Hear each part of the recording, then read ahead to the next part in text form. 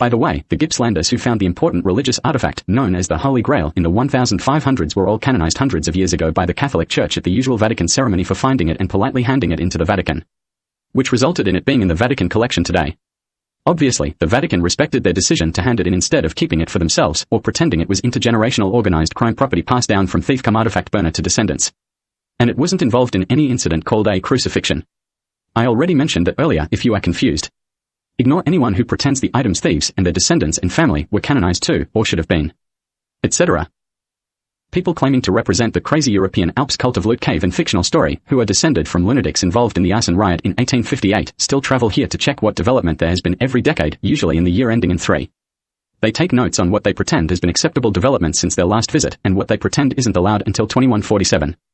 There are usually plans for some type of terrorism attack on Gippsland every year that ends in 8, as if an anniversary of 1858.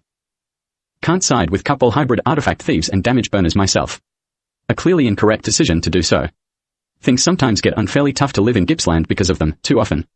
Particularly since the invention of the satellite. In what can be such a passionately idyllic place too.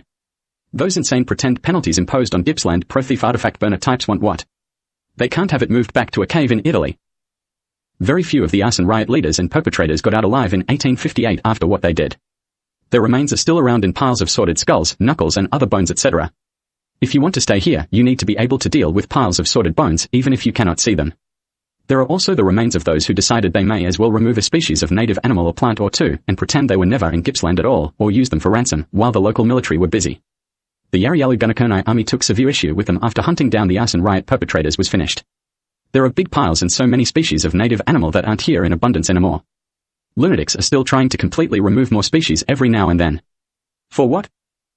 Italian lunatics and others who are related to the Vatican staff from 1569. The artifact, the Holy Grail, was handed into, like to pretend those police staff were the ultimate heroes of the events.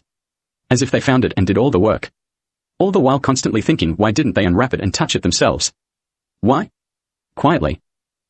If you understand my meaning.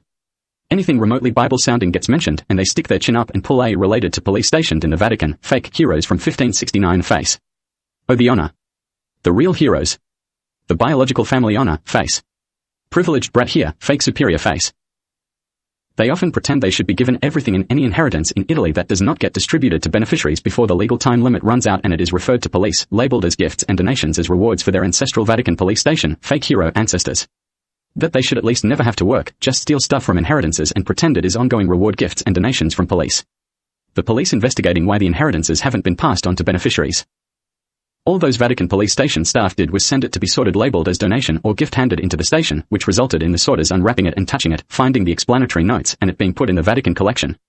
They often pretend they should get to steal Italian inheritances because the Vatican police station staff from 1569 couldn't return the item to Jesus because she was already deceased. There is no place for pretending descended relatives of those police in the Vatican should have been canonized too, or considered more important in events than the Gippslanders who found it. Even if they break into their usual, we want to pretend the lazy police who did nothing were the heroes posers and start talking like ancestrally privileged spoilt brats with a dream to steal off anyone they want and illegally give to lazy Italian posers biologically related to the staff from 1569, so they don't need to work. The easiest way to beat them is to say those Vatican police did not find the object and send it to the Vatican. That is regardless of how many estates in Italy they illegally withhold from beneficiaries, as if the estates are like religious items handed into Italian police working the Vatican after a time limit to contact the beneficiaries expired, that they claim Italian police should get to decide who they distribute them to instead of the beneficiary owner as gifts or donations. My Italian estate is not being illegally handed over to a lazy slob Italian whore who has never had a job related to someone lazy bastard scratching his ass in a Vatican police station in 1569 who dumped it in the for the Vatican mail gifts and donations pile. And didn't touch it. That we don't care if all the association football stadiums in Italy inherited by someone who has not received the inheritance fall down due to disrepair. We want to pretend the police get to give away everything illegally after labeling it as a donations or gift after it is referred to police because the time limit to do the legal tasks ran out. Routine. I am related to one of those vacation police station staff from 1569 too, by post-hand in romance, and it isn't vaguely. Not a subscriber to their Alps crime triad of mindset here. The Holy Grail was not involved in any incident of catching Jesus' blood.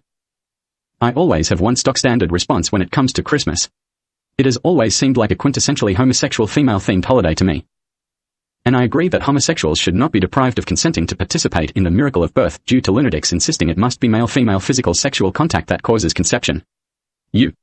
Repulsive.